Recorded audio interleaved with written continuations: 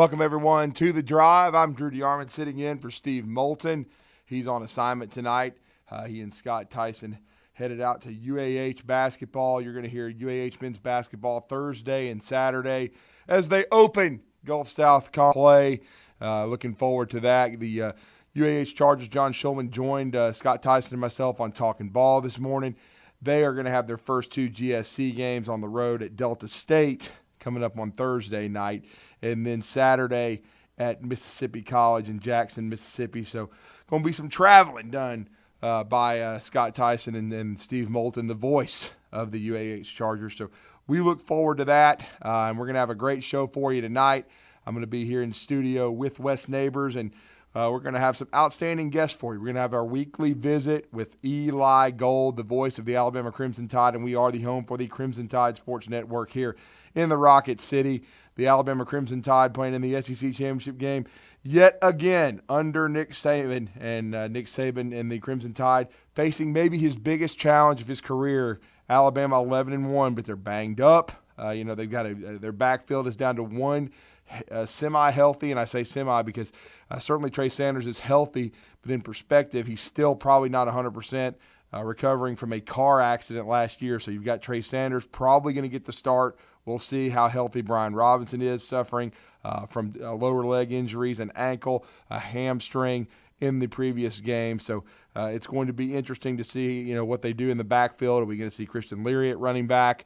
Are we going to see Slade Bolden? I know he's seen some time there. Demoye Kennedy. What is Alabama going to try to do against this outstanding Georgia defense to get, some semblance of balance for Bryce Young, John Mechie, and Jamison Williams? So we're going to talk SEC Championship game with Eli Gold in Hour 1. And then in Hour 2, one of the great University of Alabama former players, assistant coaches, the first African-American head football coach in SEC history at Mississippi State, now involved with the Senior Bowl, and that is Sylvester Croom. He is going to join us at 6:15, and I can't wait to kind of pick his brain about Will Anderson, because he coached Derek Thomas, who he is always compared to, and of course I think they're different kind of players, and it's tough to compare anyone to Derek, but I'd like to hear Coach Sylvester Croom's thoughts on that. Really looking forward to that as well. So we're going to have an outstanding show, and then I'm going to have my segment hosting the show and my own segment sponsored, my 30 minutes we always do each week. Wes and I will talk some football with you. Take your phone calls at 256-576-4977. And it's going to be a great night of sports talk. And you can join us now via the Neighbors Wealth Management hotline, because it's wide open. But Wes Neighbors is here with me in studio. Wes, how are you tonight? Doing great. Busy day. Oh, no doubt. This time of year, it always crazy. Is, man. It's just great to have an office and a radio station in the same place, and then a bank within shouting distance. So we have a great setup here. We're very blessed at 97.7 The Zone, and we're looking forward to this weekend, looking forward to the University of Alabama. And let's not forget, a huge challenge for Nate Oates and the basketball team. They're going to face used to be number one team in the country, the Gonzaga Zags. They're going to face them in Seattle, the battle in Seattle. Alabama ranked, I think, 16th this week.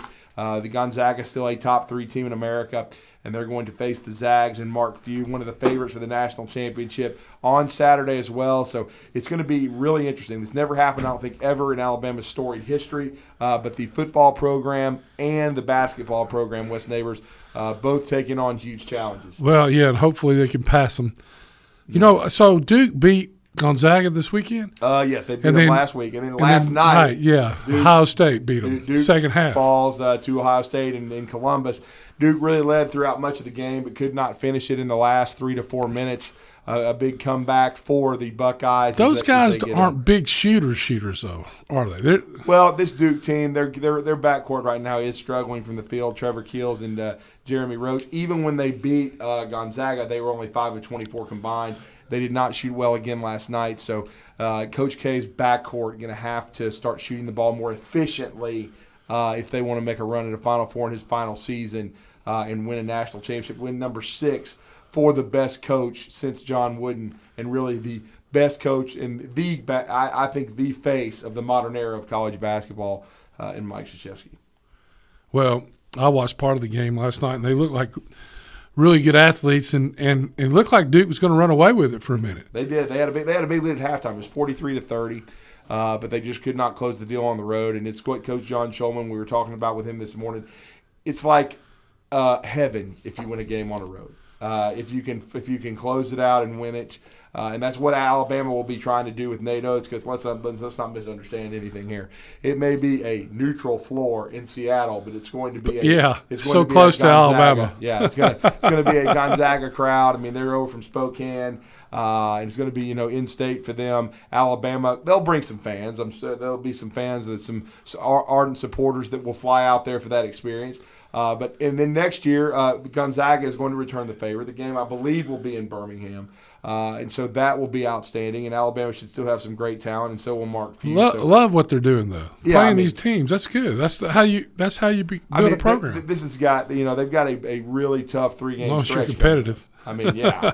I mean, there's no doubt. I mean, they've got Gonzaga and they've got Houston. They're two outstanding teams. There's no doubt about that. In their next 2 games, they get a week apart between them. But the Houston game will be in Tuscaloosa on Saturday, December the 11th. But it's going to be a huge challenge for Alabama, and they need to stay healthy. They've got Jawan Gary back. He seems to be taking control of that power forward slot where they play a 1 in and 4 out, and he's going to be the power forward because he can play out as well. I think he's beat out Noah Gurley. Noah Gurley, the graduate transfer from Furman.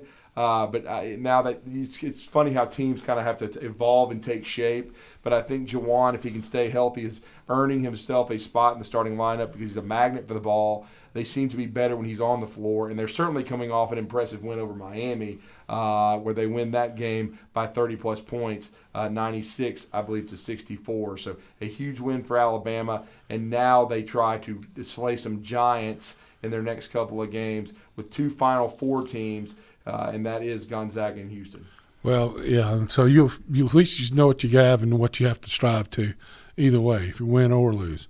So kind of, Drew, want to talk about all these coaches. I mean, so I think it's just the craziest just begun because there's been everybody that's left to be a head coach is a head coach somewhere else. Yeah, I mean, there's no doubt about it. I mean, so the other day I wanted to kind of go over the different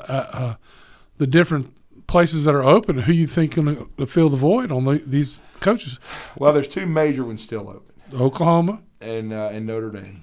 And yeah. then there's one guy in the mix for both, and that's Luke Fickell. I still think Fickell may end up at Notre Dame.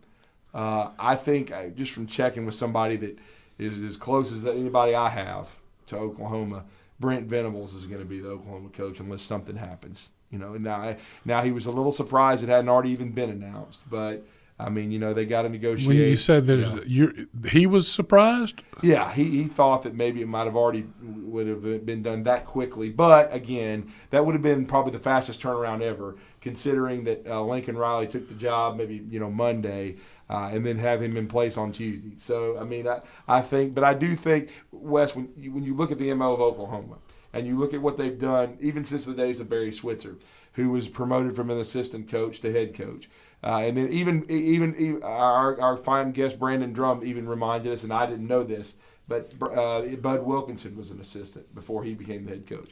But this is always what they've done and had success when they've done it right. And they did it with Bob Stoops. He was an assistant at Florida and his first time head coach and only time really in his career besides the XFL was with the Oklahoma Sooners. Now he's the interim coach. And so this would fit their MO here. Lincoln Riley was promoted from offensive coordinator to head coach. And then Brent Venables, as you know, was on that staff that won the national championship in 2000 and was with Bob Stoops for a long time. And everybody's always wondered, is he ever going to become a head coach? Well, this could be the perfect storm for him to get this Oklahoma job. And then they would have to hire a very strong offensive coordinator. Yeah, so he's a defensive guy. Yeah. So you look at, did Lincoln Riley leaving Oklahoma, it looked like it shocked them too. A little bit, but just doing some digging, I think they knew for a couple of weeks something was up, 2 or 3 weeks. I think, they had a feeling. Now, the LSU thing was kind of a smokescreen. Now, he did talk to his agent did, but the whole time he had his eyes on SC. He wanted no part of the SEC. Now, that's 110%. Well, yeah, that's why he's getting a big pay raise and he's getting out of the fire. None of that. Yeah, he didn't want any of that fire. And then I found out last night he couldn't even get an academic center built by the powers that be at Oklahoma, so he was a little frustrated. So Brent Venables would check boxes. He knows that place like the back of his hand, even though he's been gone for a while. And he's a defensive. Venables just seems like a good dude too. Well, he is, and he's hard nosed, and they have gotten soft. And that was what my source told me. He said, "Look, we were getting soft. We were getting softer. We were skilled." But he's like, we need to get back to being physical, especially if what we're fixing to do. And he was talking about going to the SEC. And so Brent Venables would fit that. And then if they could get a Jeff Levy or a really high-level OC, they could keep rolling. So as far as skipping around a little bit, did Notre Dame had to be caught off guard the way that? Oh yeah, they were shocked. They haven't had a coach leave for another job since 1907.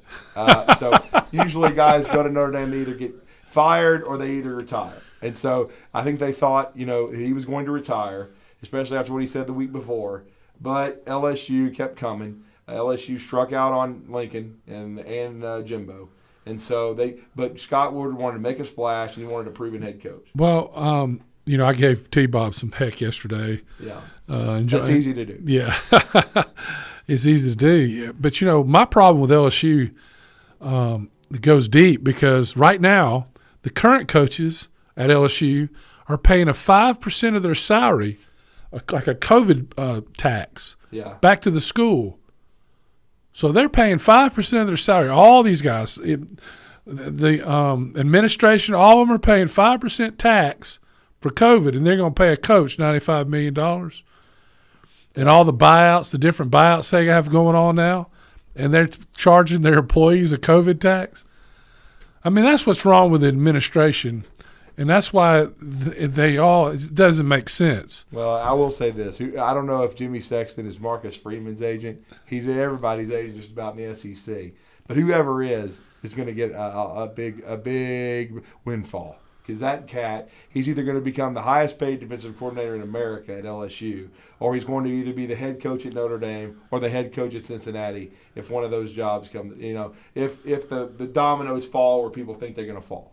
And so Marcus Freeman, no matter what, right now he's probably they haven't named it an interim head coach at Notre Dame, but you would think he would be the one. But anyway, I think he's going to be in the mix there. He's going to be in the mix at Cincinnati, and he's going to be in the mix at LSU for their DC. He's got a standing offer, so he is sitting pretty after coming over from Cincinnati last year, being their DC. So my gut would tell me he'll be the next head football coach of the Bearcats because I think Luke Fickell will finally leave, much like Billy Napier. Both of them have been patient, but I think that the doors are open. But I will say the timing is interesting because if I'm Luke Fickell. Now, we saw Brian Kelly leave a team that could potentially be in the playoff. I don't think Fickell will do that. They've worked too hard to get to this point. Notre Dame is going to have to relax and just decide if they want to wait on him. And it may end up hurting their recruiting because it's all about – the early signing period is what's causing all this. Yes. Because they want to get guys in place to try to salvage recruiting. But in Notre Dame's situation, Luke Fickell will stick it out with that team. I don't see him leaving – the University of Cincinnati when they can make history. Now, if they lose to Houston, better watch some planes. All right, you better be tracking planes here. But and again, I give Houston a more than puncher's chance of winning that game. But we'll see. But Cincinnati now knows after all they've gone through, they control their own destiny. Do they really though? Have you seen the percentages? The only small way that it doesn't happen is if beats Georgia. Yeah. So they're going to be huge Georgia fans. But if everything goes the way you think. And then Oklahoma State wins against Baylor. Well, Oklahoma State could jump them. That's what our guy said. I mean, it depends on how impressive they are against Houston. But I think it has to do with then you kind of look at I know they look at this, the top 25 teams you played, right, and beat. And all of a sudden, Oklahoma State has a bunch on there. But especially if Alabama loses, they're out. Well, yeah. And so if Alabama's eliminated, then if you're Cincinnati, you got to feel really good. That's the one thing you got to need. Right. You got to need, for the most part, you control your destiny. And if the favorites win, if Georgia doesn't gag, if they beat Alabama this time, then they're number one. Runaway train. So I don't think this game is automatic. I don't either. No, I don't either. No, I am expecting Alabama to fight. I've made my prediction, And I've got Georgia covering by the skin of their teeth, 28-20. But I'm not expecting this to be a beatdown. Now, there's a lot of Georgia people that I think are, and they think this. Well, they thought that before. They have. And they got a good team. They deserve to be favored, I think. And they do. And they're the healthier team. But there's an old rule in Vegas: you never bet against Bama as a road dog. Right. And they even talked about it that every time Nick Saban's been an underdog at Alabama since 2008, Alabama is the only one they lost was Florida in 2008, and they were a 10-point dog in that one. Well, the disappointment this year for me in Alabama are the reasons they're almost getting beat and got beat aren't the reasons I thought they would be. Yeah. I thought it'd be because of the quarterback. I got you. And the offensive line, they have not developed this year. There's no way to put it. They have not. They just don't have a right tackle. They don't have a but that's not true, Drew. That's not just the problem. Go watch the tape. I mean, in that game, they were getting beat everywhere. Well, I know that. They don't know who to block. I mean, they the tight ends don't block. The backs don't block. Nobody picks up the guys. The tackle comes off a guy to go get another guy while he's blocking a guy, and he just comes off of him. I mean, it's all over. It's the entirety. It's just not one issue. It's a bunch of issues. And when I watched the game the other night, 70 was getting killed. He got knocked back 2 yards on 4th and 1. How do you get knocked back when you weigh 340 pounds on 4th and 1? Just not a dominant offensive line at all. They haven't been all year. But they have the ability to be. That's my whole point. Well, they've played well at times. They've been inconsistent. No, I'm just saying they have the ability. To me, if I'm coaching that guy, it's 4th and 1. And this is your year, basically. They lucked up, got the ball back because a great play and a mistake by Auburn. If you fire out, you wedge block that, you fire out 3 yards off the ground, and there's no way you weigh 340 pounds. You don't knock whatever you hit's going backwards. It's impossible. Right. Well, I know we need to go out to the Neighbors Wealth Management Hotline. We've had some callers that are waiting patiently. We're going to go to Floyd, who wants to join the show here on The Drive. This is Wes Neighbors and Drew DeArmond. Floyd, welcome to the show. Hey, guys. How are you? Good, sir. I was talking, of course, the conversation all day has been about Brian Kelly and Lincoln and him going to USC. I have yet to hear anybody talk about his I don't know if you wouldn't call it a failure, but Lincoln Riley has done everything that he did at Oklahoma with transfer quarterback. The only one that he has developed that we've seen is Spencer Rattler, and he's now sitting on the bench. So what? Well, he's in the transfer portal now. Also, yeah, and he may go to Texas, which would be ironic. Yeah, but that I don't know that just nobody's mentioned anything about that I've heard. Well, I think because the transfer portal is such a big thing now with everybody. Yeah. And the guys he developed are doing so well in the NFL also, I think, anyway. Yeah, Baker and Kyler Murray, they're both first picks. And for Baker's defense, he's hurt. He's trying to play. Yeah, he shouldn't be really. He shouldn't even be playing. Yeah, I agree. Yeah. But, yeah, I think obviously these guys are good coaches. I just don't think they're – you're not – if you don't win a championship, how can you consider great? True. Very true. I think Brian Kelly's a good coach, but he hadn't won anything. Well, I will say this for Brian Kelly. He did get to the playoff a couple times, and he's been to the BCS National Championship game back in 2012. What he has done stylistically, and I think this is what Scott Woodward saw, and I think in some ways – it's like when Arkansas, everybody was saying they had to settle for Sam Pittman, and he ended up being a really good fit for them. I think Brian Kelly's going to be a better fit than Lincoln Riley just simply because of this. And Wes has talked about it this year. LSU had lost their way and had lost their physicality at the point of attack. Well, the one thing you do know with Brian Kelly, he developed outstanding offensive lines at Notre Dame. He believes in balance. He believes in running the ball, and they're going to be physical. Okay, and I think and when you look at 263 wins, I think is what he's got. At Central Michigan, a tough place to win, he did. Cincinnati, he got that train rolling, and now it's still rolling. And now Notre Dame, staying there 12 years. And Notre Dame does have disadvantages now because it's freezing cold, because it's the academic standards, and all this other stuff. He took Notre Dame back as far as anybody since Lou Holtz. And I think this is true, but it's his LSU organization. LSU will have more resources for him to take advantage of. But I will say this: they don't have more resources. Everybody, the richest college in the nation is Notre Dame. Well, I'm just saying that they'll part with. I guess is the best way for me to put it. Well, I think what they do is he has more of a recruiting base, where and less academic restrictions. Yes, less academic restrictions. Mm-hmm. But he also going to play a lot tougher schedule. Yeah, that is very true. So I'm. You're going to play in a conference. Yeah, he's going to play in a conference. He's going to play. But the no best, Navy. No offense to Navy, but no Navy. No, yeah, and it's going to be a different deal from him, and it's going to be interesting putting his staff together. I think his organization skills are obvious. He took Notre Dame, who was fighting a bunch, and figured out a way for them to win. If you've ever been there, it's a cool university. It really is. I hated them growing up because I beat Alabama 3 times when I was growing up.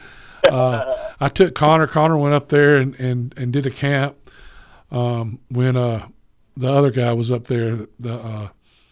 What's his? Charlie Weiss. Yeah, Charlie Weiss was up there.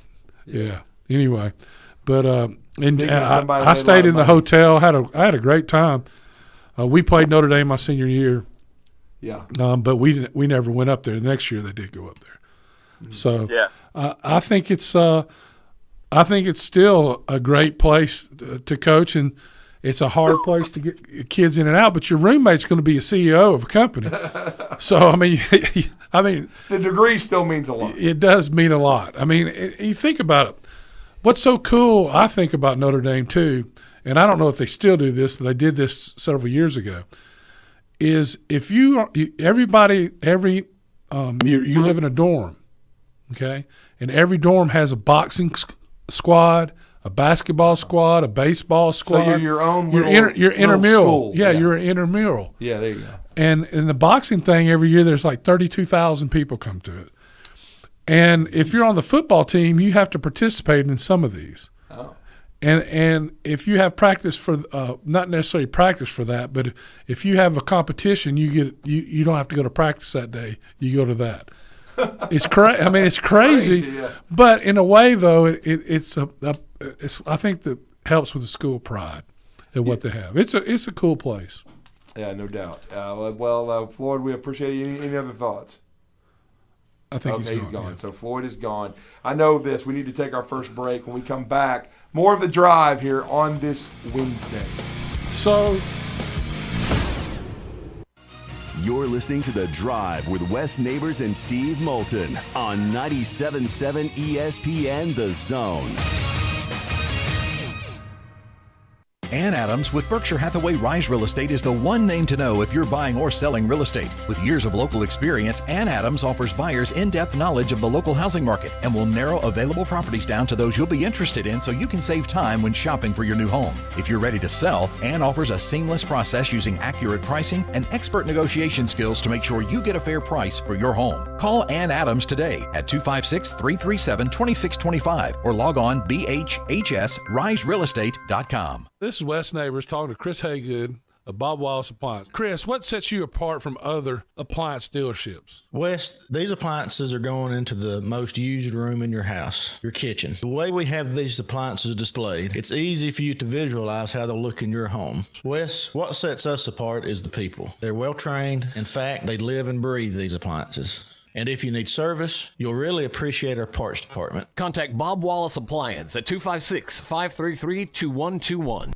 Take your taste buds back in time with a trip to the all-new Bubby's Diner, offering a variety of mouth-watering food from delicious starters to 50-style diner food and meat and 3 meals, featuring owner and Huntsville native Chris Bubby Belcher's family's homemade recipes. Open Monday through Saturday for breakfast, lunch, and dinner at 8412 Whitesburg Drive in the former Gibson's Barbecue. Drive-in, drive-through, carry-out, or curbside pickup with delivery coming soon through Grub South. Bubby's Diner, home of the Donut Burger. TOC Sports has been there for you. Now, you're probably asking yourself, what does that mean?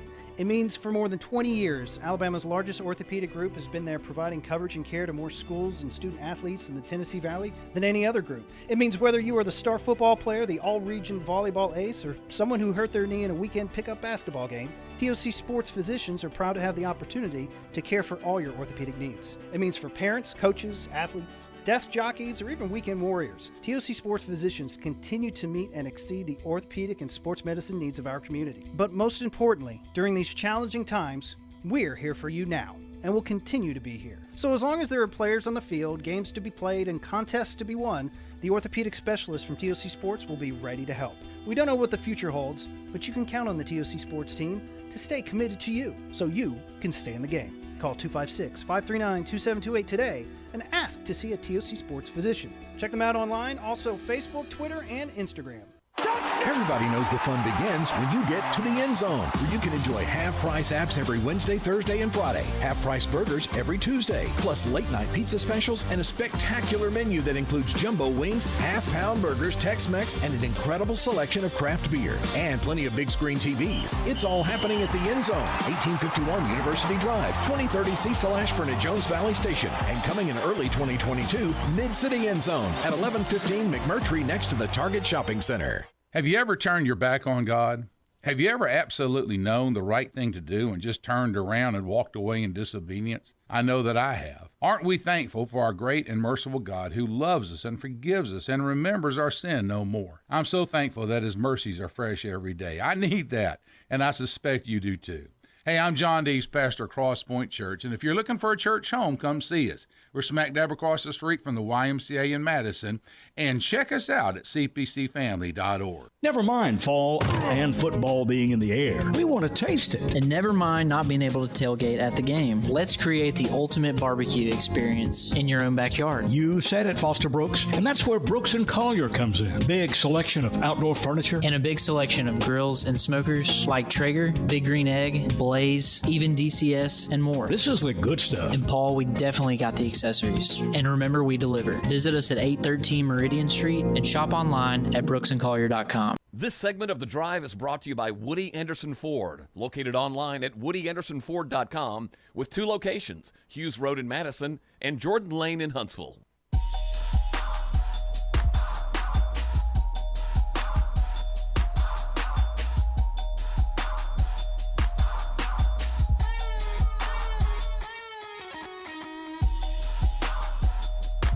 Welcome back to The Drive.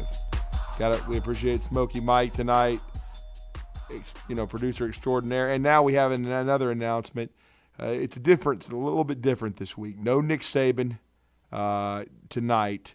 He usually during the regular season has done one every Wednesday, that's brought to you by McCurry Motors. But that's not happening.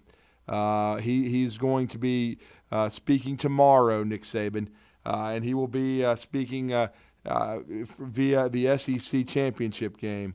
And these all times are Eastern, so it will be actually Central Time. Kirby Smart from 12:30 to 1 Central will take the podium. Nick Saban from 1 to 1:30 Central Time, and then Commissioner Greg Sankey from 1:30 to 2 p.m. Central Time. So we will not have the press conference tonight. It'll be tomorrow afternoon via the SEC championship game, and then you will still hear the Nick Saban show tomorrow night, and that will be on our airwaves as we will carry Eli Gold and the Crimson Tide Sports Network. Eli will be joining us in a few moments, as I'm sure he is getting ready to travel down to Atlanta to take part in all this. So we look forward to speaking to the longtime legendary voice since 1988 of the Alabama Crimson Tide. And now we're going to go back to the speaking of voices, someone's very familiar to everyone here. He calls all of our shows now. He is an avid listener of 97.7 The Zone, and that's Jeff from the Borough. Jeff, you're with Drew and Wes Neighbors. How are you? Well, how's it going, guys? Good. Well, I guess, Wes, if Cincinnati wins, they're in, and if Michigan and Alabama lose, they're out. Is that true? Well, yeah. Hold on, Drew. Yeah, absolutely. I don't know if Alabama gets beat and Michigan's beat. Yeah, absolutely. Cincinnati's in. Yeah, I still think Cincinnati. I don't. Huge Georgia fans, man, and I think they'll get in. Yeah. Well, I just think if they both lose, of course, I mean, both of them got one loss, so I think it doesn't matter how bad they lose or whatever. It's a close game. If they both lose or one of them, whichever one of them lose, they're going to be out. They'll have two losses, and I mean, Cincinnati is worthy. I don't care about strength of schedule. They're undefeated. They've done everything they can do. They have, I don't know what else they can do to be in the top four, but all they want is a chance. And then last year, neighbors, they played Georgia in the Sugar Bowl. It was 3rd and 4. All they had to do was get a first down. All they had to do. I've heard it all my life. All they had to do. Instead of running the ball, they threw it. It was incomplete. They put it to Georgia, and they went down and won. If they'd have run the football and got the first down, they'd have beat. Yeah, well, if Auburn would have got it on 3rd down, and Kentucky would have done this, and if ifs and buts were candy and nuts, we'd all have a Merry Christmas. Cincinnati's not as bad as you think they are. I'm telling you. I didn't say they're bad. Nobody says they're bad. I think they're a good football team. Now, I think you have to be to beat Notre Dame. I think they're going to get smoked in the playoff, and not 40-0 kind of beat down here. But I don't think they'll win the game. But I do think that they've made a case for themselves. And I'll say this. We may have a team with an interim coach in the playoff, because if Alabama lost and Michigan lost, which you just broached, there's a really good chance that the four would be Georgia, Oklahoma State, and Cincinnati. Well, don't you think Ohio State deserves to be in there? Not anymore. Not after losing the way they did. Well, if you didn't watch the ESPN, they had 2 cheerleaders last night. Did they not have 2 cheerleaders? They've always got cheerleaders working for the ESPN. I mean, look, they're good, okay? But they totally choked on sauce. They gave up 297 rushing yards to Michigan. They've actually made Harbaugh. Harbaugh right now is not on easy street, but he's riding a wave. And if he can just win the Big Ten, he'll have another 10-year contract, because he's going to get in the playoff, and that's all they'll care about. Well, I'm going to tell you something. Michigan has a good chance to win it, I think. Well, they're good. They're good. They should win the Big Ten. I mean, they're playing. No, I'm talking about the whole thing. Well, they might. Because they can run the ball. Well, see, the thing is, they got a chance to have a fortuitous matchup. Because if Alabama loses, then you're going to have maybe Oklahoma State playing Georgia, and you're going to get to play Cincinnati. And if Harbaugh cannot beat Cincinnati, that's when the heat will get on him again. But if you win that game, you're playing for the national championship, probably against Georgia. Yeah. And I'll be the biggest Wolverines fan there is. Go Blue. Yeah. Well, you mean you don't root for the SEC? Not for Kirby Freeze. I do not. I would root for. I would. I bet you all were SEC lovers. Go SEC, go, isn't it? I thought y'all were all right. Well, except why do you say y'all? Why do you Well, say y'all? I'll pull for Georgia. Well, I'm just saying. It'd be hard now because of Steve more than anything. And hey, man, I'm going to miss Herschel. I would miss Herschel. I love Herschel. Yeah, I like Herschel. What I love is Larry Munson's not around. Run, Lindsey. He was classy. I miss Larry Munson, man. I know he's the worst of that. He's the worst of all time. He's the worst ever. You know what? I know it. So, but Stu's got his contract, and he's. See, Jeff has a statue of Kaywood Ledford in his house. Well, that's right. Because Kaywood Ledford wasn't no homer. I'm not saying anything bad about Kaywood Ledford. He wasn't a homer. He was the best. John Ward, you didn't see it. He was the best of all time. Yeah, I like John Ward. Was good too. He was great. Best of all time. Yeah. And Kaywood Ledford. Jack Crystal. Yeah, Chris was good. Yeah, hey, there's a little ditty. There's a place in Oxford that they call Ole Miss. Go to hell, Ole Miss. Go to hell. We'll see y'all. He did see that. That is a good one, Jeff. It's funny. Did anybody follow that? You got notes from that, Mike? But Wes, I don't know if you've seen the whole SEC special, but his Jack Crystal's 2 daughters sing that because in remembrance of their father. The longtime voice of Mississippi State. Oh, gosh, that's good. So, but no, but again, I will not be rooting for Georgia under any circumstances. I'm not a Kirby Smart guy, even though I appreciate what he did when he was at Alabama. But that's all, that old song, "The Thrill Has Gone Away." Well, the thrill with Kirby Smart has gone away. I'm not rooting for him to win a national title, but certainly they have a great team. Everything they've gotten, they've earned. They haven't played the most difficult of schedules, but they're where they are. You can't take anything away from better than daggum Cincinnati. And who would have known before the season that it was going to be Stetson Bennett that did most of it? And somebody asked me today, is he improved? Well, you have to be, because Nick Saban has a saying: you either get better or you get worse. No, yeah, he's more experienced. Coach Bryant used to say that, actually. Yeah, that too. Yeah. And Stetson Bennett, Wes, you've seen him. He's played more, and now he's more comfortable. He's more efficient, and he's better. Well, it's easy to play from a lead. Yep. And you're able to run the ball. Mm-hmm. And they're able to do both. And they've trailed for a very, very short period of time this year. I want to say maybe Tennessee's the only team that's had a lead on them in the first quarter. And they made people look pedestrian, though. Yeah. That's the thing that's impressive to me. They've made teams that are pretty good football teams just look totally pedestrian. Mm-hmm. The only team that really played well and then just totally imploded for the rest of the year, for that matter, was Florida. Yeah. Florida did some really stupid things with 2 minutes left to go in the game, and probably cost Mullen his job. Before we go on break, really quickly, I think Floyd is back. Floyd, do you have a quick thought? Okay, it is Philip. Philip is now back on line 1. Philip, really quickly before we go to break, what's on your mind?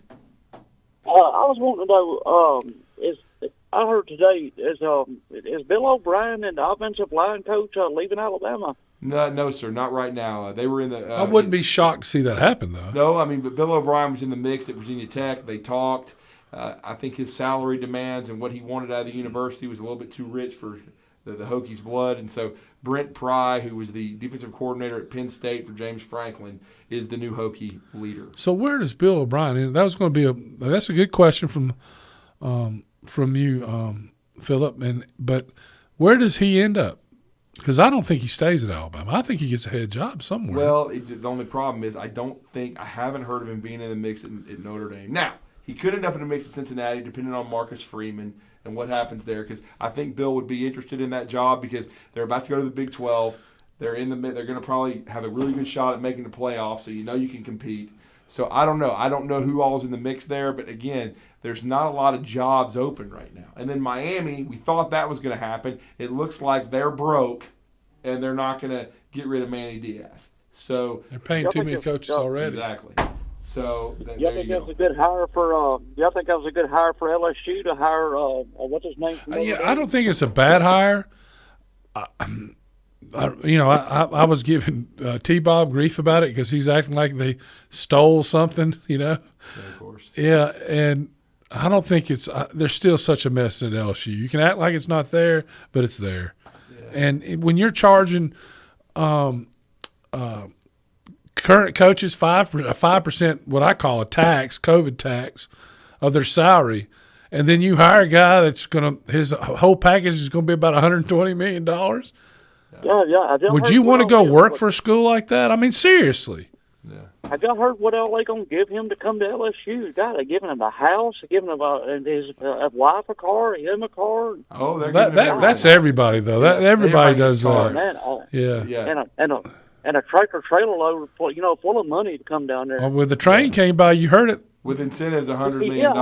But Philip, yesterday. We appreciate the phone call, man. We got to get to break because when we come back, the voice of the Alabama Crimson Tide will join us, Eli Gold.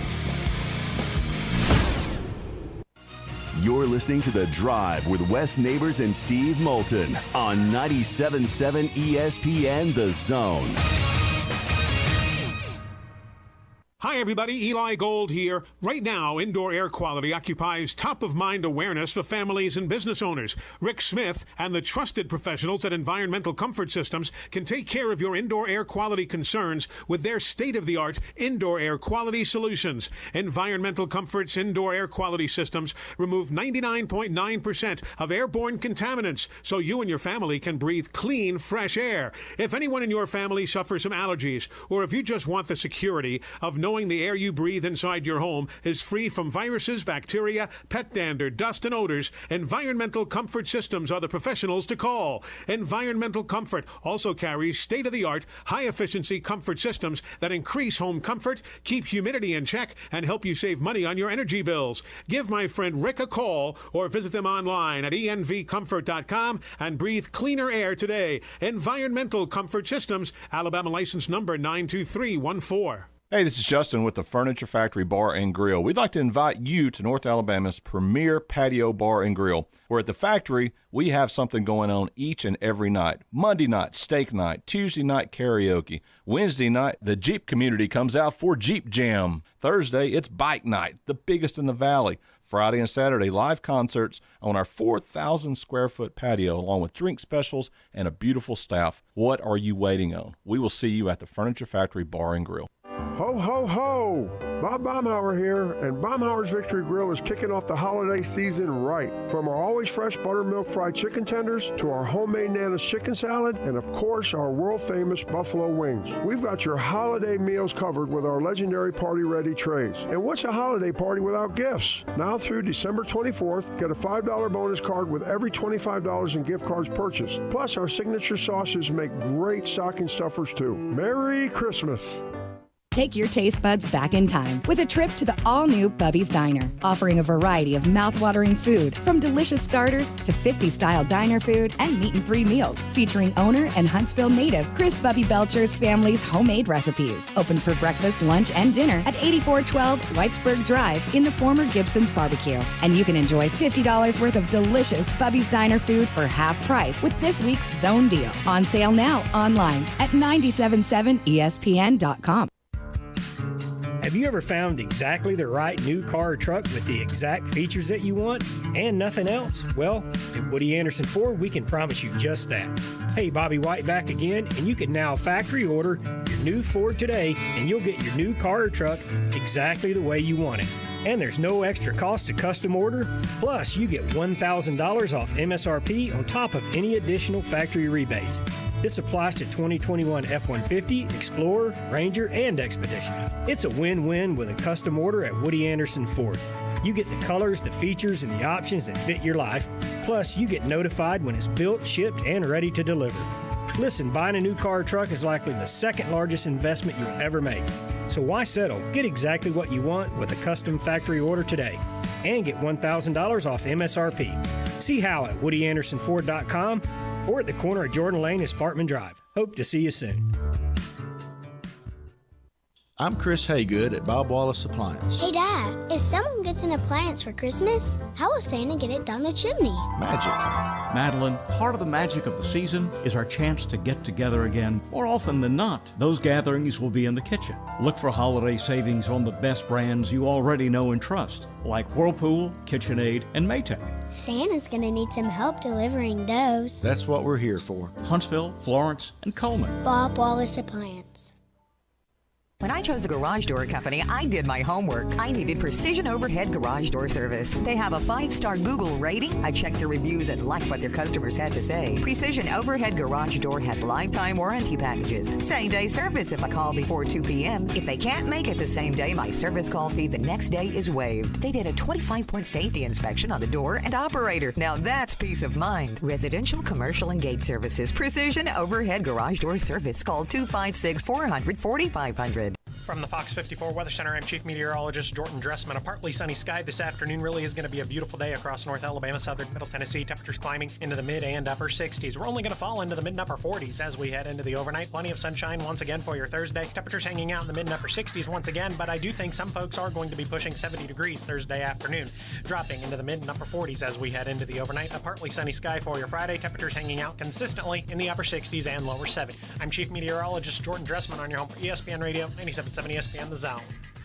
While other stations keep changing their lineup, Yeah! we keep plugging away. Did you lose your mind all of a sudden, or was it a slow, gradual process? Thank you for making us your number one choice for sports talk in North Alabama. We are 97.7 ESPN The Zone.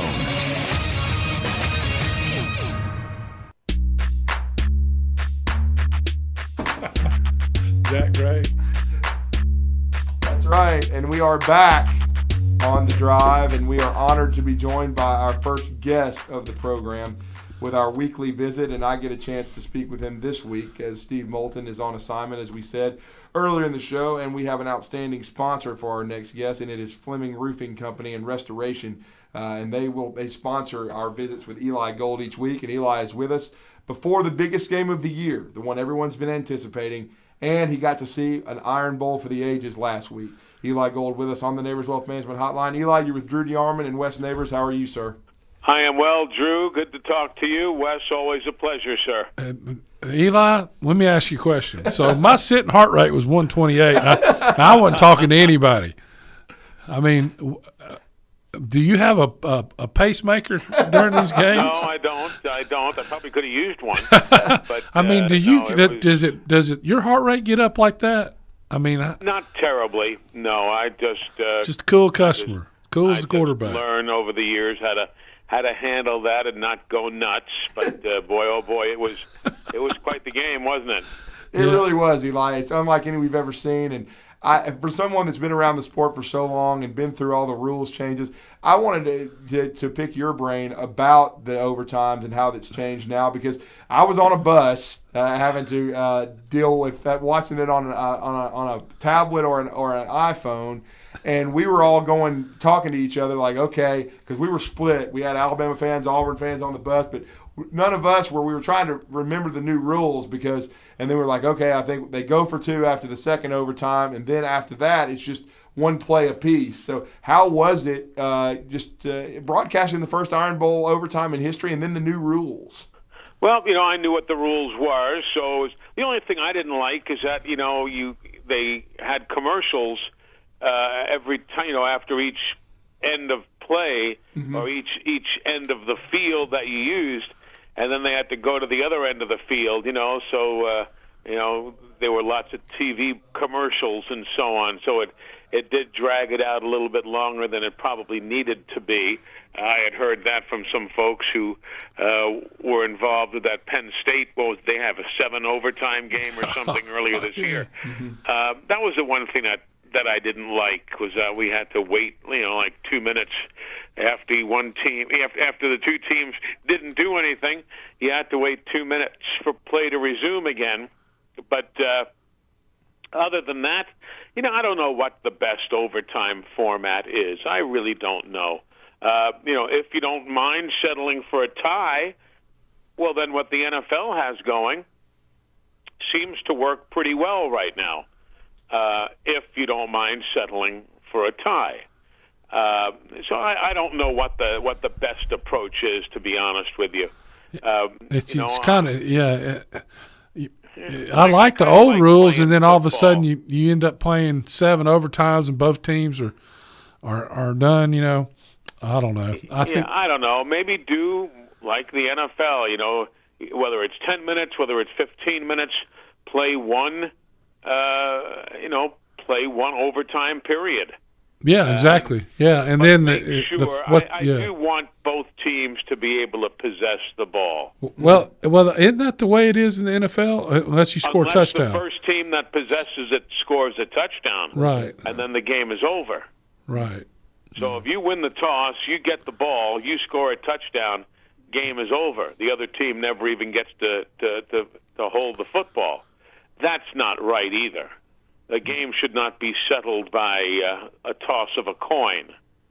But, I don't know what the ideal way is to do it. But I'll tell you what, though, the finish was ideal. It was. I mean, they were on at the end. That's all I can worry about. But I'll tell you, there was some kind of plays that were made. And, Jacory comes up with a touchdown. And his fourth catch. Billingsley scores. And then Mechie makes a great catch against one of their DBs, who has been one of their absolute best defensive backs, and had a great game on Saturday. It was just it was unbelievable. It really was. And then, the game ended, and it's done, and the Auburn fans, I mean, so many of them, and I understand it because I remember what I felt like after the kick six. I mean, so many of those Auburn fans they sat down in their chair and didn't move. They just sat there and stared at the field because obviously they had dominated all day, as we know. And next thing you know, the carpet's pulled out from underneath them. So it was an emotional roller coaster unlike any other. It certainly was, Eli, and but what competitive spirit Alabama showed. I mean, Nick Saban talked about that, how everybody came in halftime and they were all in to come back. Fedarian Mathis, who's had an outstanding senior season, said that everybody just bought in and they were determined to come back. And it was really neat to watch that final drive. In some ways, this one was much longer, but it reminded me somewhat of A.J. McCarron in 2012 in Baton Rouge. Yeah, I remember that. Some great throws out on the perimeter that moved the Tide down the field. But yeah, even at that though, it was the lead up to that final drive was different in that game than it was on Saturday. Saturday, let's be honest, Alabama just didn't do much. Mm-hmm. They weren't able to generate offense. It just wasn't working. And it did not look good at all. No. And then the next thing you know, as I said in my commentary, Bama came from nowhere. They came from nowhere to win the ball game. So it was just amazing. It really was.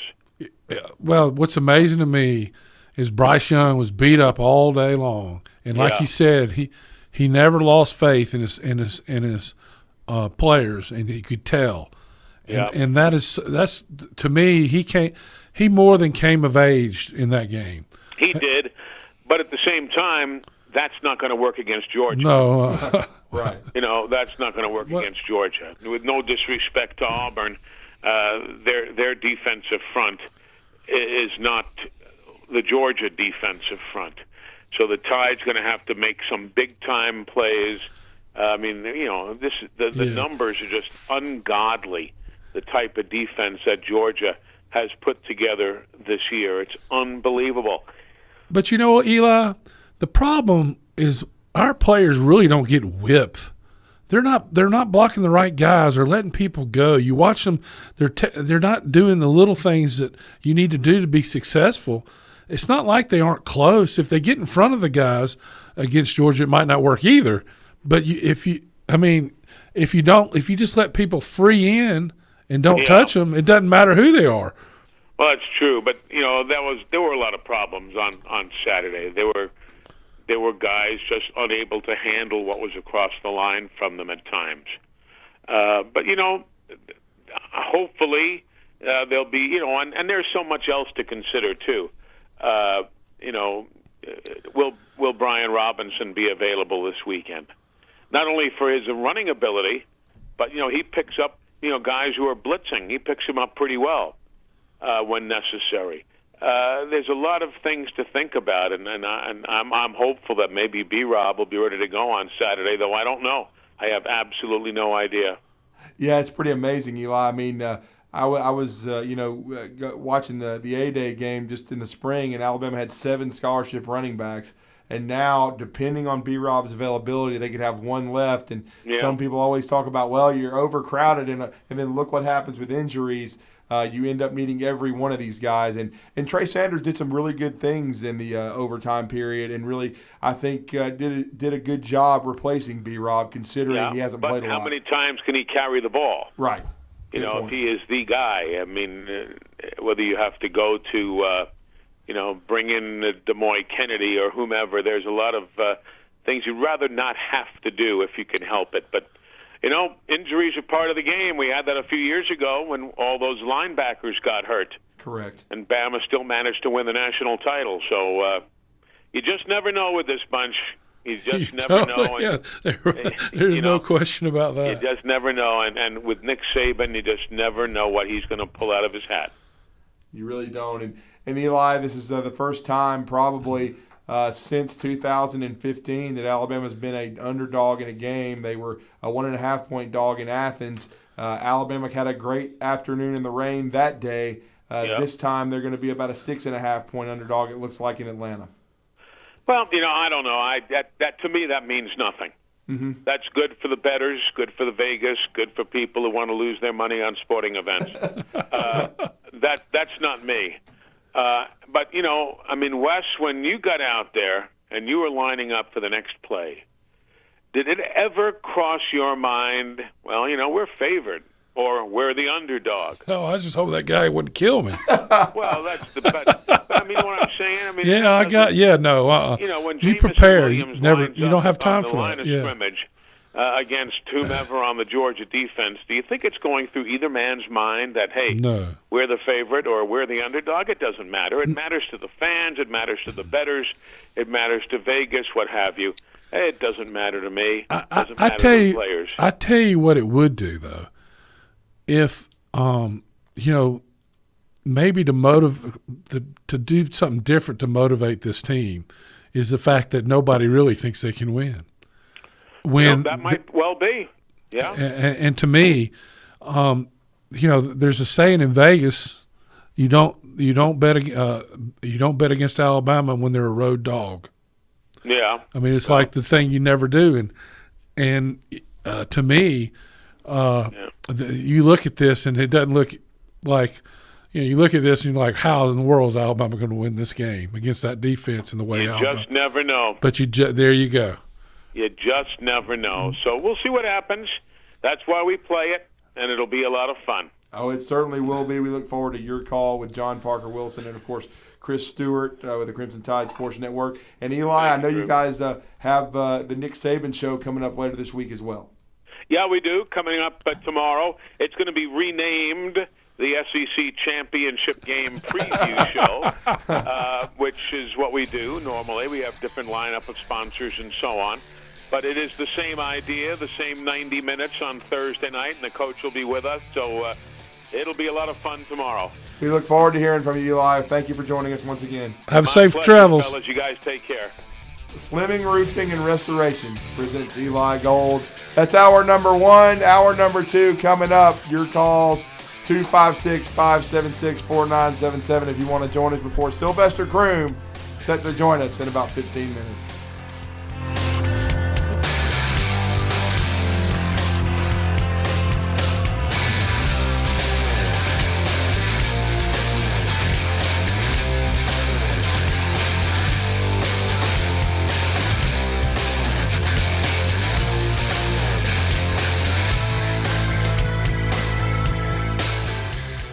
This is Wes Neighbors with Philip with Eagle Insulation, and we have an announcement to make. Yes, Wes, we are now Eagle Masonry and Insulation. We're still a place to call for your insulation needs, but now we offer masonry services. What kind of masonry projects can you handle? Wes, no job is too big, no job is too small. We can do renovations, new construction, outdoor fireplaces, fire pits, brick landscape borders. Well, when you came out to my house, you did both the insulation and masonry at the same time. You guys did rock for me, you did brick for me, and you insulated my house. That's usually done at the same time that you're building a house. Absolutely. It really capitalizes on two services you need at the same time, and you can get one company to handle both of those. Philip with Eagle Insulation will come out, do your installation. He'll do your masonry. They do a great job. They guarantee your work. Check out more online at insulatedwitheagle.com and schedule your free examination today. 256-755-1556. Thanks, Wes. WZZN, Union Grove, Huntsville, Alabama. 97.7 ESPN, The Zone. This is Sports Center. I'm Kevin Winter. The clock is ticking, and it appears there is not hope in sight when it comes to preventing the owners from locking out the Major League Baseball players at midnight Eastern time tonight when the current collective bargaining agreement expires around Major League Baseball. Leaders from both sides met for 7 minutes this afternoon. 7. A grand total of 7 minutes before the meeting broke up. Officials in the league left the hotel. The players were told talks were done for the day. ESPN's Tim Kirchin noting that while this work stoppage, which is likely to happen tonight at midnight Eastern, is not happening during the season, a new CBA must get done before opening day. Baseball knows it's been 26 years of labor peace. And hell, I covered the 81 strike. Okay. I covered the 94, 95 work stoppage strike. It was awful. Baseball cannot afford that again. I think the players know that. I think the league knows that. But something, we have to make sure this gets done. The league biggest obstacle, of course, is money, fixing service time manipulation, according to the players. Players also want to get paid earlier in their careers. They also want to address the tanking issue, which, by the way, good for them.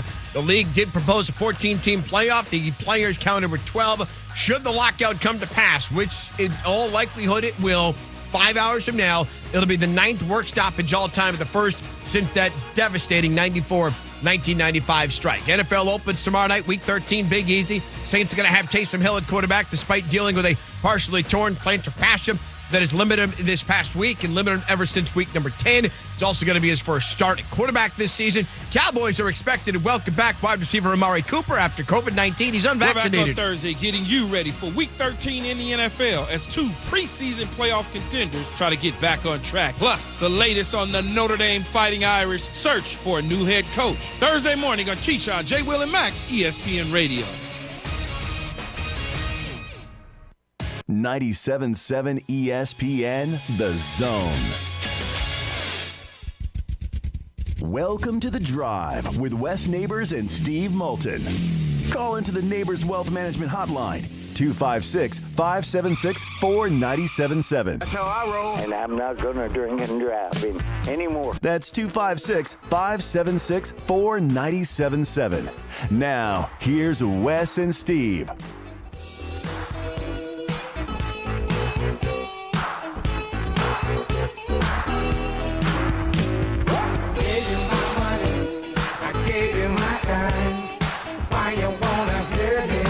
Welcome back to The Drive. Drew DeArmond sitting in for Steve Moulton, and the West Neighbors here with me, and we're taking your calls now, 256-576-4977. If you want to join us here, and it's in a few minutes. Honorary member of the Reese's Senior Bowl staff, Sylvester Croom, going to join us. Former Mississippi State head coach, former longtime assistant for the University of Alabama, great player for the University of Alabama, and someone, Wes, of course, that was on the staff when you played at Alabama. He coached Connor for a camp. Yeah, the Tennessee Titans. That was his final coaching stop unless he comes out of retirement through 2016 with Tennessee. So we are looking forward to seeing Sylvester, or talking to Sylvester Croom, I should say, in just a few minutes on the Neighbors Wealth Management Hotline. Going to give us a few minutes of his time and get his thoughts on this game. I'm sure he's still been watching and keeping up with the University of Alabama. And, of course, he coached one of the greats, Derek Thomas. We talked about that. And now Alabama has probably, is from a pass rush standpoint, the closest we've ever seen to him in Will Anderson. I know that Will has got 14.5 sacks now, and he's got, I believe, 29.5 tackles for loss. The all-time record, Wes, for a season is 32. So if he can have 3 or 4 tackles for loss against Georgia in the SEC championship game, he'll set the all-time record. That's incredible. It really is, and he's got 86 total tackles, 49 solos. But when you think about him being double and triple teamed and still having that kind of production, the thing that amazes me about Will is that he's such a great all-around player. He's not just a pass rush guy. He plays the run. He plays with a lot of passion. And he's, just an impact player. I think he's helped Dallas Turner's development. And I think that's one thing that I like. I think Georgia has a good offensive line. There's no doubt about it. But they haven't seen edge talent the way that they will from Alabama that can affect the quarterback. And they're certainly going to have to because Stetson Bennett is a good player. They should just forget the walk-on part. I know he's a slight of stature in some ways, but he's a good passer and he's a good runner. He's got good mobility. And again, I've said this before, don't underestimate him because the best game Greg McElroy ever played in his career was against Florida. And he actually, when you go back and look at the game, he severely outplayed Tim Tebow. So things can happen. Anything can happen in a game.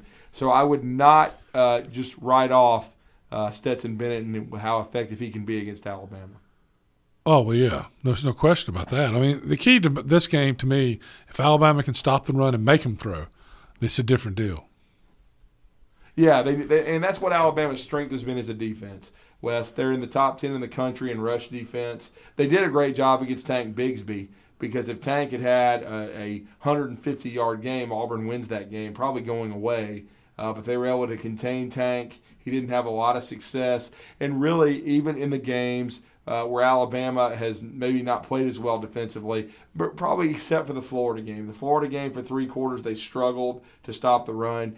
Against Texas A&M, it was really just the first quarter and a half. And then they stopped the run for the rest of that game. But they're going to have to stop it from word go against Georgia. They're going to have to put the game in Stetson Bennett's hands. They're going to have to put it in Brock Bowers' hands. And he's probably their biggest receiving threat, the freshman tight end from California. George Pickens will be back, but he's had limited playing time. How good can he be? So we'll see. I mean, they have Blaylock is also back from injury. They've got Darnell Washington. At tight end as well. They got Fitzpatrick. They've got a lot of good players. I don't think they're super explosive. I think Bowers is their most dynamic receiver. But the one that I like, Wes, that doesn't get a lot of pub, to me, that could be an X factor for Georgia, is James Cook. Dalvin Cook's brother. He's a really good receiving running back. They can line Number him up. 4, right? Yep. He killed us last year. Yeah, he's a guy that can really catch the football well. You can split him out. He can run it. He stayed at Georgia when I thought he might not, because he wasn't the guy. But again, running backs, you don't have to be the guy anymore to make a lot of money. I mean, Kenyon Drake had an outstanding career at Alabama, not being the guy and doing a lot of different things well. He's still with the Raiders now, having a good run in the National Football League. So James Cook is cut from the same cloth. His brother Dalvin, his older brother, that was the Florida State Seminole, was outstanding and is outstanding running back for the Minnesota Vikings. So those running backs for Georgia. They've also got Kenny McIntosh, too, who's another versatile guy they can do different things with. So really, the thing that scares you about the Georgia offense is their myriad running backs and the tight ends. You stop them, miss a tackle, touchdown. Yeah, and Zeus White, of course, is the thumper in the between the tackles guy that gives them some physicality. Yeah, so they have a lot of talent. There's no question about that. Yeah, Jermaine Burton, too. I mean, they've got a lot of receivers that, I don't know that they're – and then McConkey is really their lead receiver, and he doesn't even have 400 yards. And when you look at that, Alabama's got 2,000-yard receivers. But again, what I meant was lead wide receiver. Their leader in receiving yards is Brock Bowers, who has had an outstanding year as a tight end. Alabama had some trouble with tight ends early in the season, so it's going to be interesting ever since I remember. Hunter Henry. Right. So we never covered him. It'll be interesting to see how Alabama matches up with him, and I'm sure Nick Saban and the Brain Trust have been scheming up ways to do that, during this week of practice. And we'll hear from Nick Saban again tomorrow afternoon, and then once again, as you heard Eli Gold say, on the newly renamed SEC Championship Preview Show with Nick Saban speaking live from Atlanta with Eli tomorrow, Wes. Well, this game is big for for the whole nation is pulling for Georgia. There's no question about that. Oh, there's no doubt. So because if Alabama were to win, there's 2 people in the championship, and it's going to be fun. My question is, if Alabama wins, are they number 1? Yes, they will. They will jump to number 1. They will jump over Wolverine Dan, and they will be number 1. Michigan, if they were to win as well, they would be 2. I think Georgia would drop to 3. And then Oklahoma State or Cincinnati would be number 4. That would be it would be whoever was the most impressive in the eyes of the committee. I still would give it to Cincinnati because they're undefeated, and Iowa State, who's decent, knocked off Oklahoma State. But it would probably be a very close vote, and I would bet on Cincinnati. But again, I think if you want to be locked up, if you're the Bearcats, you got to be big Georgia fans and hope that they knock, the University of Alabama out of consideration. Because unless there's just total chaos where Alabama loses, Michigan loses, Oklahoma State loses, Cincinnati loses, that's the only way Alabama with 2 losses could even have a case if they lose a close game to Georgia. So who gets in then? So you got Baylor would have won. Iowa State, I don't think will get in. I would say it would be Georgia. It would be and Alabama, maybe Ohio State. You're right. I don't know. I mean, it would be total chaos. And Notre Dame. No, you'd have an interim coach. Yeah, that's true. And they'd be in the playoff to get smoked. That's what would happen. I mean, that would be unbelievable. But, but we'll see. I don't think all of them will lose. That would be absolute chaos. No, I mean, don't in some ways it would be hilarious. But I because I think a lot of media's heads would explode because Alabama could still get in there. But I don't think that's going to happen, honestly. Well, I know we need to take a break. When we come back, Sylvester Croom, the former University of Alabama assistant, player, and, of course, head coach of Mississippi State, set to join us. Log on today, 977ESPN.com. You're listening to The Drive with Wes Neighbors and Steve Moulton on 97.7 ESPN The Zone.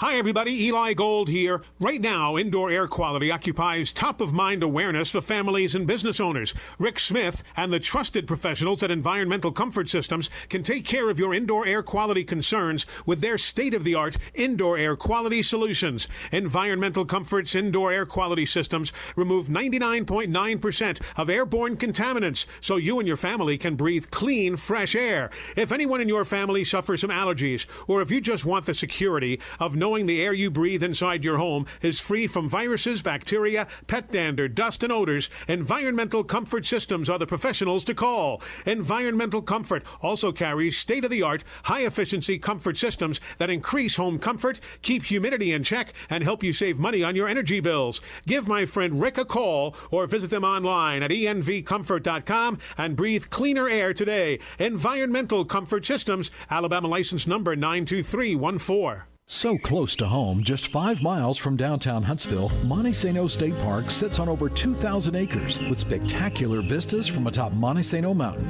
And right now would be a great time to purchase our zone deal so you can plan your getaway and save money. Get a 2-night stay in a cabin at Monte Sano State Park for the price of just 1 night, only $140. Get your zone deal before they're gone at 977ESPN.com. Hi folks, Bobby White back again for Woody Anderson Ford. And while placing a custom factory order is a smart way to save big and get exactly what you want, it's not suited for everybody. Right now, during our year-end sales event, choose from the best selection we've had in months of 2021 F-150, Explorer, and Edge. These Fords are on the ground and ready for your driveway. Woody Anderson Ford has financing as low as 0% for up to 60 months on most 21 models, and 22 Edge has up to $2,000 in bonus cash. If you're like me, you've seen more and more Bronco Sports running the roads in Huntsville and Madison. Come take one for a test drive and you'll see why folks rave about it. It's Woody Anderson Ford's year-end sales event with 0% financing for 60 months or up to $2,000 in bonus cash, and it all ends November 30th. Come in to Woody Anderson Ford. We're America's best-selling brand. Woody Anderson Ford, corner of Jordan Lane and Sparkman Drive. Hope to see you soon. I'm Chris Haygood at Bob Wallace Appliance. Hey, Dad, if someone gets an appliance for Christmas, how will Santa get it down the chimney? Magic. Madeline, part of the magic of the season is our chance to get together again. More often than not, those gatherings will be in the kitchen. Look for holiday savings on the best brands you already know and trust, like Whirlpool, KitchenAid, and Maytag. Santa's gonna need some help delivering those. That's what we're here for. Huntsville, Florence, and Coleman. Bob Wallace Appliance.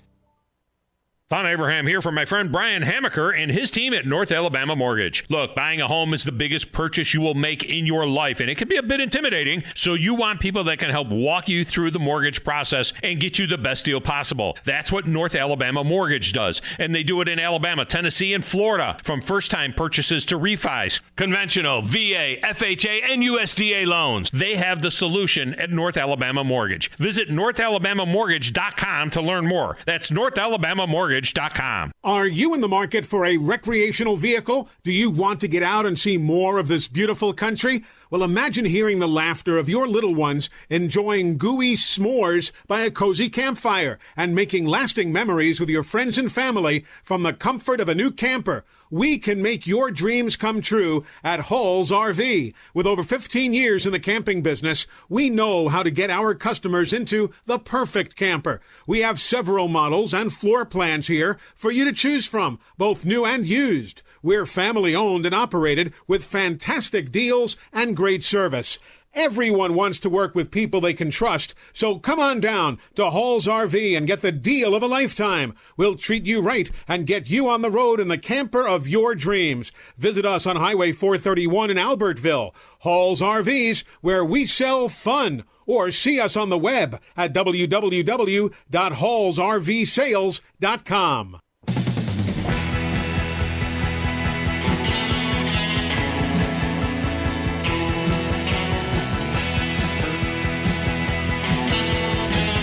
Welcome back to The Drive. As I'm here sitting in, Drew DeArmond sitting in for Steve Moulton, who's on assignment with Scott Tyson. Wes Neighbors here with me. We've had a lot of great conversation. We've been talking a lot of football tonight. We've been taking your calls at 256-576-4977. We had our weekly visit presented by Fleming Roofing and Restoration in Huntsville and Birmingham. Eli Gold, the voice of the Crimson Tide, joining us as he will be on the call on Saturday afternoon in Atlanta. The Crimson Tide going for another SEC title. It would be their 29th, I believe, for the Crimson Tide storied program. As he and John Parker Wilson and Chris Stewart will bring you Alabama versus Georgia to break that down, to talk some Alabama football. We are honored to have our next guest with us. He was a player for the University of Alabama, an outstanding assistant coach, had a great run as head football coach of the Mississippi State Bulldogs, and now is an honorary member of the staff at the Reese's Senior Bowl, and that is Sylvester Croom. Coach Croom is with us on the Neighbors Wealth Management Hotline. Coach, you're with Drew DeArmond and Wes Neighbors. How are you, sir? I'm doing great. How you guys doing? So we're doing great, Coach. So Drew's about to ask you the best linebacker you ever coached was, and you don't have to tell him it's me. I'm going to forgive you from the get-go. Well, I tell you what, I won't say who it was, but I can definitely tell you it wasn't Wes Neighbors. I was a freshman linebacker. Yeah, that's Drew. Right. When you redshirt. And I was a nose guard trapped in a linebacker's body. I think it was the opposite. A linebacker trapped in a nose guard's body. Yeah. Hey, you ended up being a heck of a center, just like I did. So, exactly. We've got that in common. We certainly no do. You know, the football IQ of centers, it's off the charts. And Coach, I wanted to ask you, because I know you're still involved in the game and you watch it quite a bit, and there's been so much conversation, and I'm so hesitant to ever compare anyone to Derek Thomas, who you had the pleasure of coaching. Of course, when I had a chance to watch him, I was a young teenager, and it was when I first discovered Alabama football in the 80s, and he was such a dominant force. And now we've seen someone in Will Anderson that draws a lot of comparisons to him. I know you've watched Will. He's been a dominator since he got to Alabama. Now, Derek had to kind of develop and wait his turn behind a great player in his own right, and Cornelius Bennett, one of the all-time greats. But I've wondered what you thought of Will Anderson as you watched him at the University of Alabama. Will Anderson is a great player, and I don't dare hesitate. He's probably the best player on the Alabama football team right now, and one of the best in the country. An outstanding pass rusher, plays the run game well. That's what's overlooked. He has great effort, and he does all the things that you want an outside linebacker / pass rusher to do. And it's fun just watching him play, because to me, he epitomizes what Alabama football is about. The guy is wide open every single play. And that's what I like about him more than anything else. To me, Coach, he's starting to pick that whole defense up and put it on its back, and they're getting better because he's showing such great leadership on how he does things and how he plays. And he's been playing. Nobody talks about this. He was hurt for most of the middle of the season, and he was out there and has a bad wheel, and still you can't tell it though the way he plays. It's unbelievable to me. Well, I tell you what, if the other 10 guys on the field put as much into it as he does, anybody's going to have a hard time scoring against them.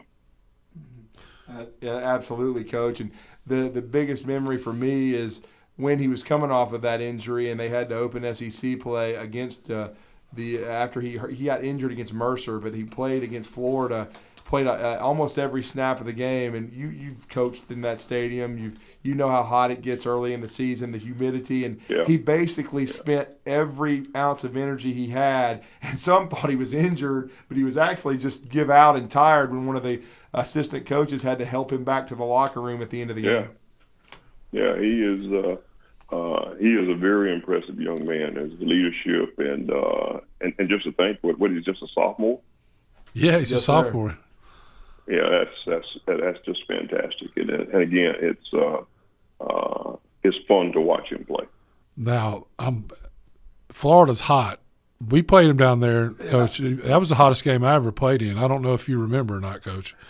In 1986, we played Florida at Florida, and it was the hottest game that I've ever. I mean, Florida's a hot place. Yeah, to say the least.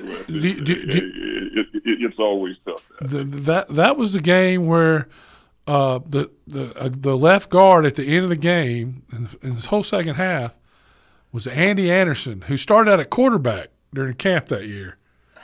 Do you remember Andy Anderson? Yep. Yeah, I do. I do. Now that you bring it up, yeah, we had a lot of things to go through during that time. Yeah. So, Coach, I would say it was a definite rebuilding effort. Yeah, well, I mean, that year we did pretty good, but the year before was kind of rough. But you look at, or actually 2 years before, but you look at your career, Coach.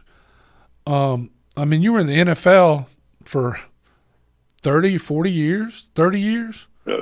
25. 25 years, and then you coached at in college. I mean, you started in 1976, I think it is, coaching at Alabama. Full-time at 77, total of 15 in college and 25 in the NFL. So 40 years. You've watched it change. You keep up with it now, I know. You lived in I have two, Connor and my other son are both coaches now, and they're doing the move around thing. You coach in the NFL. You just move a lot when you're going to coach for whatever reason. No question. You can have the best team in the world doing as good as you can do, and the next day you don't have a job. That's exactly right. So what is that like? How do you live like that? Well, I tell you what, it is. I mean, you really have to be committed to. Well, Coach, I put it this way: it's like Coach Bryant used to say, you shouldn't be in coaching unless you can't live without it. And that not only goes for the coach himself, his wife's got to be the same way. Exactly. Because it's tough moving around, but let me tell you something. It ain't near as tough on the coaches as it is on the wives and the families, because you can be, like you say, you can move in 1 year to a place, and you may have a 3-year contract, and you can still be gone at the end of the year. And that's happened to me a couple of times. Just you get to a place and you live in a hotel for 6 months. You move into your apartment or your house the month before the season started, and then about mid-season you're fired again. It's time to go. But I learned to embrace it because I enjoyed coaching. I loved it because when I coached, it never seemed a job to me. And I had a great wife. My wife embraced it. And she is, when we moved, we learned to look at it as a new adventure. In fact, I came home one day after we'd been somewhere 2 years, and I know she was tidying it up and had some boxes and stuff, sort of packing up. I said, "Baby, what you doing?" She said, "Well, this is our 3rd year. It's about time to get ready to go."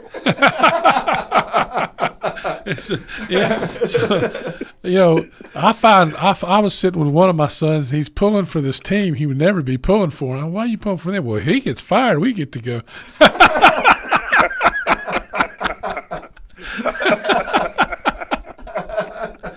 And I'm going, man, what are you doing? That makes no sense. Oh, well, I tell you what, I don't care if you got a job. In fact, when you got a job, that's when you do the most networking when you got one, because you know the time is going to come when you're not going to have one. And it happens so quick. That's the I mean, it happens so quick. I remember, I've been through it a couple of times. And one, my last one was when we got fired at Tennessee Titans. Really was a disappointment for me because we got fired after we'd gone to Kansas City and beat the Kansas City Chiefs in Kansas City, and then we lost the next week in the playoffs up at New England. And to go to the second game in the playoffs, the second round of the playoffs, and get fired, that's pretty tough. That is tough there. That is tough. It really is, no question about it. And Coach, I remember that you had been named an honorary member of the staff of the Senior Bowl. Talk about that role that you play, and how involved are you on a year-to-year basis now with that game in Mobile? Well, I serve in an advisory capacity because, like I said, I didn't really. If I wasn't going to coach, I didn't really want to have to do anything where I had to go and show up every day. That was seen too much like work. The way I look at it, I never really had a job, and I really don't want one. Yeah, there you go. I don't blame you there. Hey, I loved coaching football, and really so usually I'm around if there's questions about the game, or if I can. I enjoy. They have a mentoring program for some of the high school kids here. It's a leadership seminar.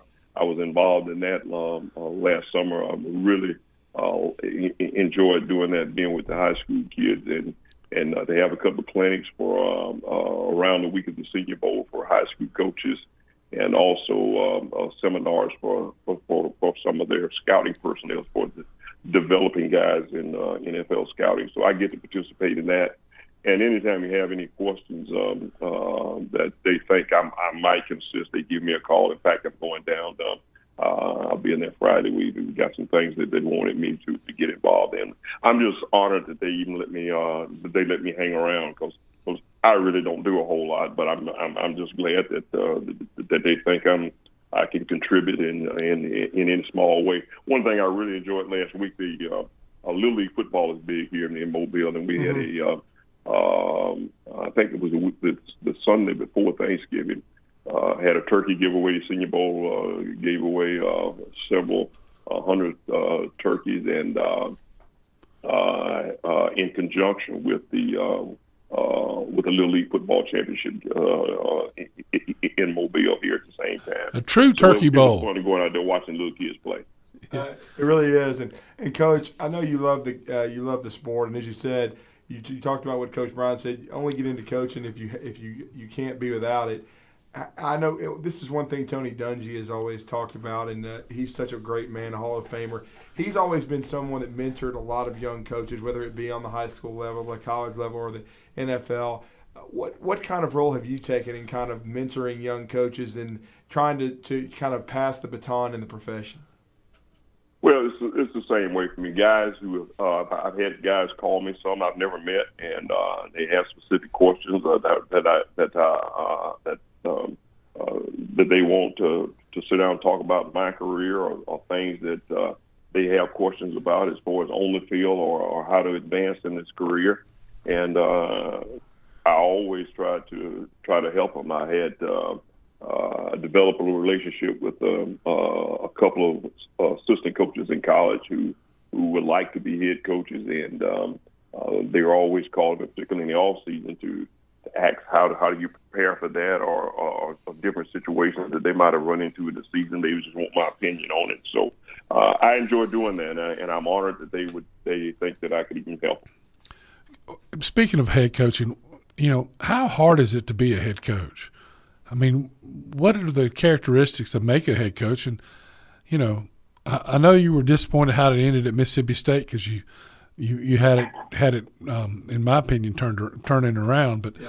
But talk about being a head coach. That's, to me, that's just almost an impossible job. Well, it's a tough job, not the impossible, but it's an extremely difficult job, and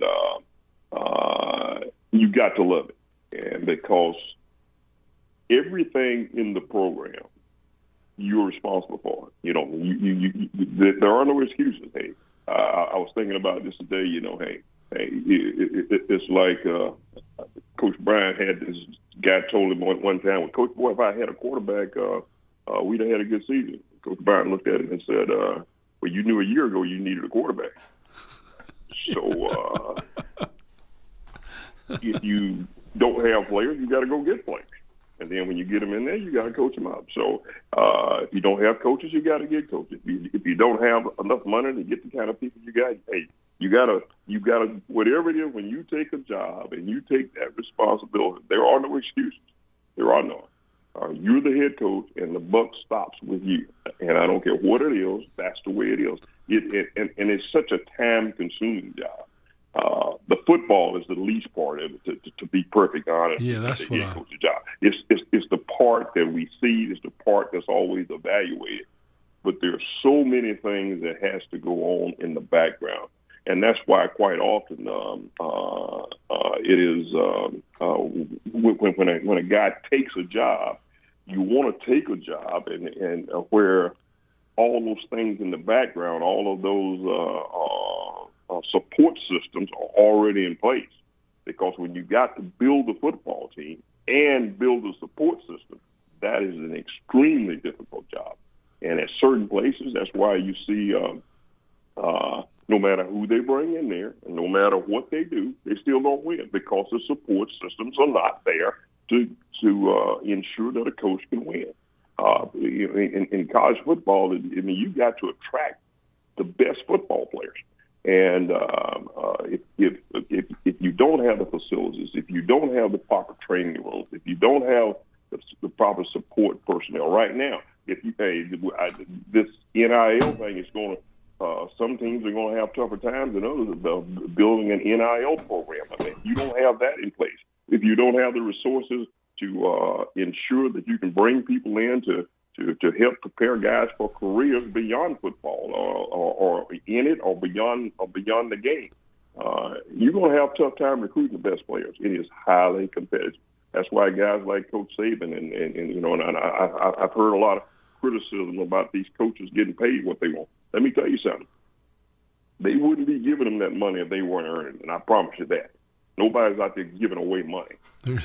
Every one of those guys that get those kind of contracts, they're worth it because what they bring in for those universities, what it brings in for it's incredible. City, what it brings in for the state, I promise you, they wouldn't be paying them that if they weren't worth it. So, what was your least favorite thing of all the things you had to do as head coach?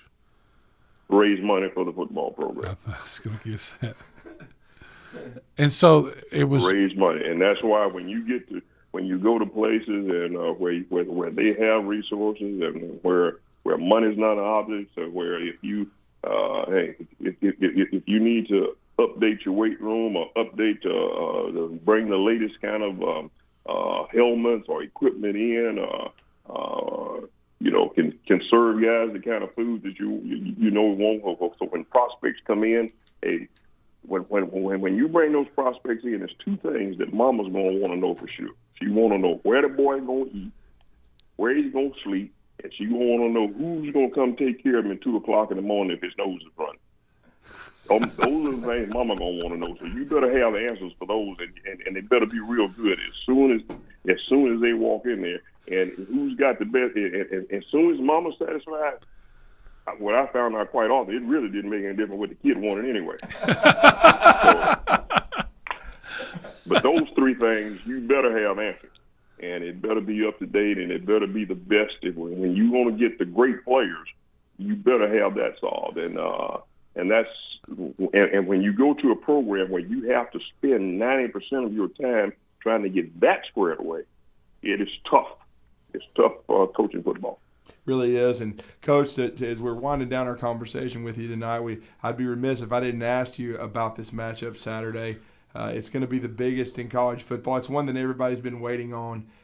It's a rarity when Alabama is an underdog, a 6.5-point dog.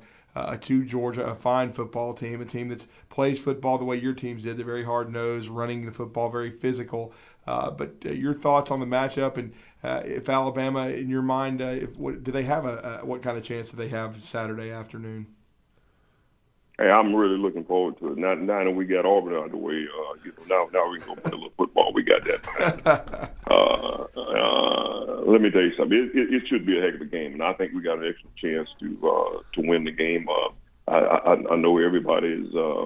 Georgia is a physical football team. I love the way they play. They got an outstanding defense. Their offensive line. The thing that impressed me is their offensive line. They just come right at you. So we are going to have to play the absolute best we possibly can. I think our coaches will give our guys a chance to stop their running game. And, they may have to play some 8-man front sometimes and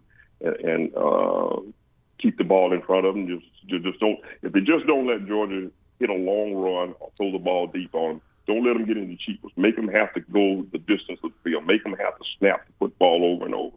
I mean, if you got to go 16, 17 play drives to get that ball in the end zone, they're going to make a mistake somewhere in there. I believe that. Now, on offense, we've got to protect the quarterback. That's the bottom line. We've got to protect the quarterback, and our receivers have got to, when they get open, and they will get open, don't drop the football. And the other thing we got to do, we got to play smart football. Don't beat ourselves with penalties and missed assignments. If we do that, we're going to be all right. Okay. And, hey, bottom line is, hey, I'm an old school guy. Hey, everybody's talking about Georgia. They're great. They're a heck of a football team, but they still ain't beat us yet. That's right. They're never going to be Alabama as hard as they want to be. So look at, Coach, your whole career. You could go back anywhere and any place for Coach one more year. Where would you go? Oh, I tell you what, I had the most fun I've had was probably at. I had two places. I really enjoyed coaching the Green Bay Packers, and the players that I coached, and working for Bobby Ross at San Diego was outstanding. That year we had the run we had to get to the Super Bowl was just a lot of fun. So it'd be either one of those two places because I just really, really enjoyed that in the NFL. And of course, hey, I love Coach Bryant. I mean, you just couldn't. I think back now when I first got started, it was 77, 78, 79, 80. I mean, we had some really, really good football teams, and I had a chance to coach some great players. E.J. Jr., Mike Pitts, who recently passed away. Yeah, he used to come on the show all the time, Coach. Great guy. That just broke my heart. And in fact, Mike was the first kid that I recruited as when I became an assistant at Alabama. He was my first signee. Wow. And then I had a chance to coach Cornelius and Emmanuel King and all those guys, Wayne Davis. I mean, I think back now and look at it, I really, I've got a special feeling for those guys because I was only about 4 or 5 years older than they were when I started, and guys never gave me a problem. In fact, I probably they were good in spite of me. I know I made mistakes with a young coach, and I just loved it. I owe my career to them. Well, no question about that, and we have been honored to follow your career as a player and assistant coach and head coach at Mississippi State. You had a storied one, and we appreciate your time. Coach, thanks so much for coming on. Happy holidays to you, Coach, and Merry Christmas. Thank you, guys. And we always enjoy catching up with you. Old man on. Y'all take care and have a great holiday. Yes, sir. I knew San Diego was going to be in there. Great place to live, too. Hey, that's right. Hey, you can't beat the weather, but no, sir. Have a great evening, Coach. We appreciate it. All right, take care, guys. That's Sylvester Croom. We're going to go on a break and come back, and we're going to finish off the drive tonight. Give us a call. You're listening to The Drive with Wes Neighbors and Steve Moulton on 97.7 ESPN The Zone. Orange is the color of power, of construction, the color of Kubota and Huntsville Tractor and Equipment. Those who need to get things done trust Kubota's mini excavators, compact track loaders, and the best keeps getting better with the all-new mini compact loader from one of the top dealers in the country.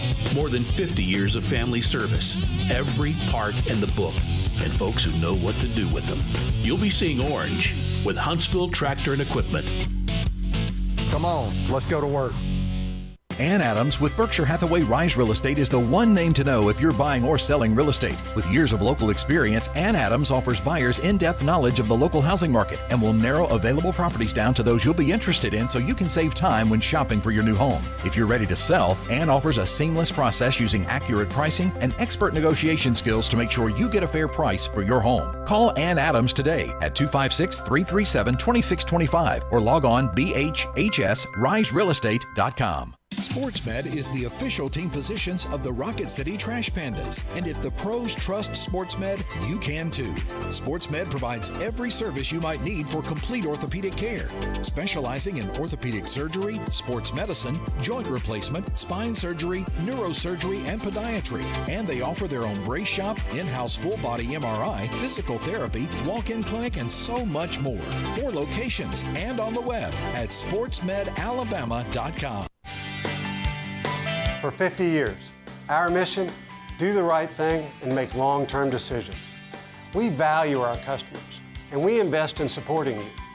We use our own technologies to automate, to provide you the best support possible. And we have the strongest guarantees in the industry. I just can't tell you I'm going to provide you great support. I have to prove it to you with my actions. Mark and Henry McDaniel, attorneys at law, are proud alumni of Madison Academy, and Madison Academy is proud of them. They have served our community through their practice, through volunteerism and service on national, state, and local boards. They explain the complexity of critical court rulings on local media. Their successful practice has been built on integrity. Both are veterans of MA Athletics and proud sponsors of Mustang football. McDaniel and McDaniel, attorneys at law. No representation is made that the quality of the legal services to be performed is greater than the quality of legal services performed by the lawyer. Hey folks, this is Arthur Seaton, managing partner at University Kia, here letting you know we are proud supporters of Alabama A&M University football. Stop into University Kia today and shop our large selection of new Kias, including the all-new Telluride 8-passenger SUV, the stylish new K5, and sporty new Seltos. Visit universitykia.com and view all our great offers and get pre-approved in minutes so you can drive home your new Kia today, because we want to see ya in the Kia. Go Bulldogs! From the Fox 54 Weather Center, I'm Chief Meteorologist Jordan Dressman. A partly sunny sky this afternoon. Really is going to be a beautiful day across North Alabama, southern Middle Tennessee. Temperatures climbing into the mid and upper 60s. We're only going to fall into the mid and upper 40s as we head into the overnight. Plenty of sunshine once again for your Thursday. Temperatures hanging out in the mid and upper 60s once again, but I do think some folks are going to be pushing 70 degrees Thursday afternoon, dropping into the mid and upper 40s as we head into the overnight. A partly sunny sky for your Friday. Temperatures hanging out consistently in the upper 60s and lower 70s. I'm Chief Meteorologist Jordan Dressman on your home for ESPN Radio, 97.7 ESPN The Zone. Bring that playoff intensity every day to our shows. Bring it on, Chop. Let's go. Okay, maybe just for Drew DeArmond. Bing, me. Listen for Talkin' Ball with Scott Tyson and Drew. Weekday mornings starting at 7 on 97.7 ESPN The Zone. Closing time. Open all the doors and let you out into the world. To the drive. I'm Drew DeArmond. Last few minutes, last segment with you.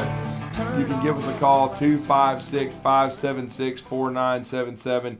We had an extended conversation with the one and only Sylvester Croom, and what a great conversation that was, Wes, to catch up with someone that I know has meant a lot to you. He coached you. But he meant so much to Alabama football, and hearing him say "we," that kind of gives you chills, because he's still, as you know, very invested. Oh yeah, well of course he is. I mean, his dad was helped integrate and he was one of the first African American players. His dad helped integrate him. Was Coach Bryant's right hand man. Was a chaplain for the team and or a preacher. He was just a hell of a guy. And I don't know if we talked to John Stallworth before. John Stallworth and Coach. Coach Croom were best friends growing up, and nobody offered John. And so Reverend Croom had gone to Alabama A&M, and he was the one that got John a scholarship to A&M. Yeah, I mean, I remember, that the old stories that I used to laugh when the Pittsburgh Steelers found John Stallworth at Alabama A&M and were watching some of his film, watching him make circus catches, and they purposely tried to hide the film so nobody would craft him. And I believe John Stallworth was a fourth-round draft choice and went on to a Hall of Fame career. What a player! What a player, guy! Both of them. Yeah, I mean, and it all goes back to Reverend Croom and every. I mean, he was a great man. We didn't get to talk about it. We talked about it several times. We had a whole show about him one time, but he was just like Coach Brian. I mean, he was a legend. I mean, he was. I mean, he was just bigger than life. Mm-hmm. Wore a cowboy hat, big man. Wore a cowboy hat, just greeted everybody, and just, I don't know. He meant a lot to a lot of people. He certainly did. And then this segment is going to be considered. He won't be 30, but it'll be the final 30 with DeArmond. Brought to you, though. We want to give our sponsor some pub here that we really appreciate. We wouldn't be here without our sponsors. No question. Environmental Comfort Systems is going to sponsor this final segment, Wes. Yeah, and those guys do a great job. Give them a call, and they do good work, and they're good people. We've actually sat down with him several times, and happy that he's sponsoring you to come on our show. I appreciate in the time, and I really enjoy the segment with you. Mm-hmm. And now we got Bama Bino wanting to join us on the Neighbors Wealth Management Hotline. Once again, always great to speak with Bama Bino. What's up, man? How are you tonight? Hey, great show tonight, guys. I was going to leave you alone, but I have something else going on. Listen, Wes, you know who Gary Carlisle is, right? He was the first white fullback at A&M, and he's from Sylvania right here. All right, he played with Stallworth, and he brought John Stallworth to our church at Burnt Church growing up. Gary's daughters is the one that owns Sylvester Bar and Gunnersville in the floating condo. Oh yeah. Wow, okay. Yeah, I know who you're talking about. Yeah, Jordana married Wes Long. Okay. But anyway, Gary Carlisle went to Burnt Church with us growing up, and he graduated at 16. He was double promoted in 1970. How do you get double promoted? Well, see, his mother, you got to cipher pretty fast to be double promoted. His mother and dad were principals at High Point. That helps. That helps. But he was a good student, and then later he was principal. You know, he coached at Lee High School, Geraldine, Sylvania, Fultondale, and Gurley High School. Wow. But anyway, but I respect Sylvester Croom. Man, so much. I mean, he's just class. And I'm with Drew on this one. When he said we, that kind of gives me chills because it's like, hey, look at all these people we got in our corner. You know, I mean, that really is like a camaraderie thing. The we, that means he's still on board. Oh, there's no question about that. Don't ever think he isn't either. There's no question about that. I just want to tell you, Gary, he's retired now. He lives up on like Brindley Mountain there, not far from Gunnersville. It's kind of like you're going to Georgia Mountain, but anyway. But I see him a lot at church, and he's a wonderful guy. He taught and coached, and like I say, that was he was the first white fullback at A&M, and he did bring him to church a time or two. That's cool. Very personable guy. Oh yeah, John. There's not a nicer person. It helped his city. And his city's Huntsville now. He's from Tuscaloosa originally. Right. His city's Huntsville than John Stallworth.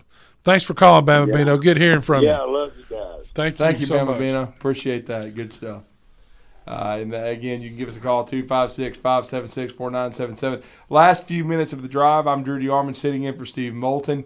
We've had a great show tonight. We appreciate Eli Gold joining us. And, of course, Fleming Roofing and Restoration in Huntsville and Birmingham brings you that segment. And then, of course, Environmental Comfort Systems sponsoring my segment. And always enjoy being on the drive. This time I've had to navigate the entire show, but I always enjoy it. Always enjoy the banter with the callers. And, of course, we have outstanding guests here with so many connections that we've made at our radio station, and our station's growing. We'll be there for the SEC Championship game. You will hear the SEC Championship game as part of the Crimson Tide Sports Network. It's going to be a busy Saturday because you will also hear some of Gonzaga and Alabama in basketball. So we are going to be extremely busy. And then Steve Moulton on one of the streams as well. You're going to hear some UAH basketball as they will be on the road. Tomorrow night, you'll hear them on the main or on the other stream. Is we'll have the Nick Saban show, the SEC Championship preview. But on I believe it'll be Zone 2.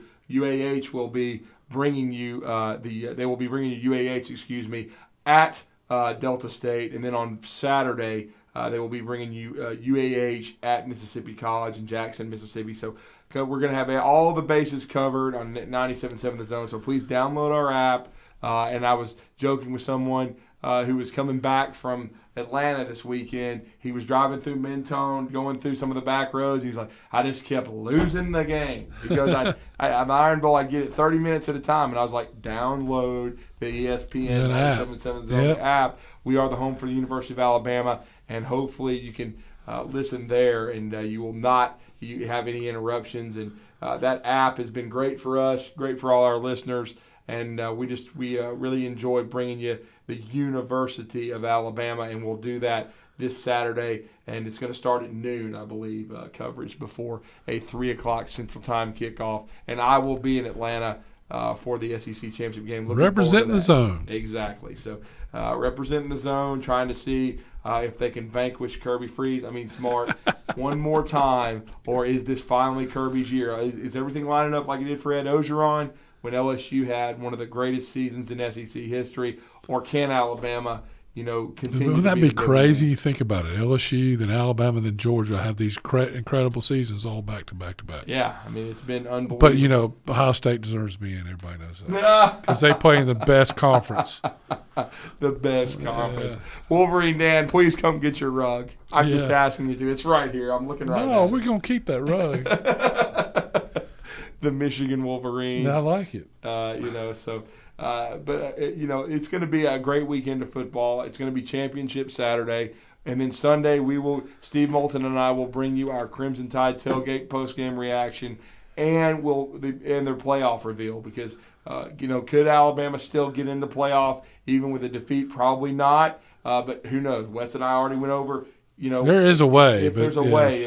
Probably not. It would have to be utter chaos. And it depends on who gets beaten by how much. And then if Alabama wins, as Wes said, the rest of America are going to be sticking their heads in a toilet because 12-game playoff. That's all we'll hear next week. 12-game playoff. Have to have 12-game playoff. Yeah, because two of that. Can we do it this year? We'll have 2 of the 4 yet again. Yeah. And we could potentially see an Alabama-Georgia rematch in the national championship game, and for the second time since 2017. So all that could happen. It's going to be a crazy weekend of college football. But, again, we're going to be with you for a couple more minutes, so give us a call here, the 256-576-4977. Ryan Doherty tweeting at me at DrewD977ESPN talking about what's your thoughts on the SEC Championship game. My thoughts are this. Go back and find your 2007 Alabama-Tennessee game, which was the textbook game, because I think that offensive approach is going to have to be what Alabama has to do to consistently have a chance to move the ball against the Georgia Bulldogs. They're going to have to spread it out. Now, I don't mean 60 to 65 passes in a game because Bryce Young, I think he'll take too much punishment in that kind of situation. They're going to have to run draws, traps, find a way to manufacture. To me, the golden number is 125 rushing yards to give them some semblance of balance. To me, if they stay between 40 to 45 pass attempts for Bryce Young, that means they're sustaining drives. That means that they're not behind in the game. And if they are, it's like a very competitive one-score game, and Alabama will be right in it. But if you start seeing Bryce Young having to throw the ball every down, if it's a 60-pass-plus game, or even in the 50s, I don't think that's good for Alabama. They have to find a way to run the football, whether that's with, Christian Leary being playing the Terry Grant role, quick, shifty, of course, or we've already talked about Trey Sanders. How many reps can you get out of B-Rob? But you've got to find a way in that backfield to manufacture 125 yards. I would even be in favor, Wes, of them creating a package for Jalen Milroe. I know he's super explosive. You can't just do that against just in one week. Yeah, it's impossible, really. But I'm just talking about because of the injury situations. Well, to me, what you do is a tough deal. But I would be more apt to see a Christian Leary or a Trey Sanders get 20 carries than we would to see Milroe. So, Drew, what you do is you still can throw the ball. You're just quick.